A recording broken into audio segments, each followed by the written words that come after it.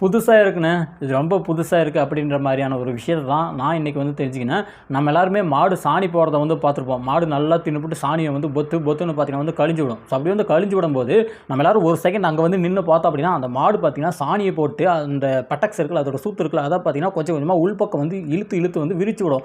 Reason என்ன அப்படின்னா, இந்த மாடுகள் செய்யுதுல்ல, இதே மாரி தான் பார்த்தீங்கன்னா குதிரைகளும் வந்து செய்யுது. மாட்ட விட குதிரைகள் வந்து அதிக முறை வந்து செய்றான். ரீசன் என்ன அப்படின்னா, இப்படி வந்து செய்யும்போது அந்த நரம்புகள், அந்த தசையை சுற்றி இருக்கக்கூடிய நரம்புகள் வந்து வலுப்பெறுமா. ஸோ அதனால தான் இந்த விஷயத்தை வந்து அதிகமாக வந்து குதிரைகள் வந்து செய்யுது.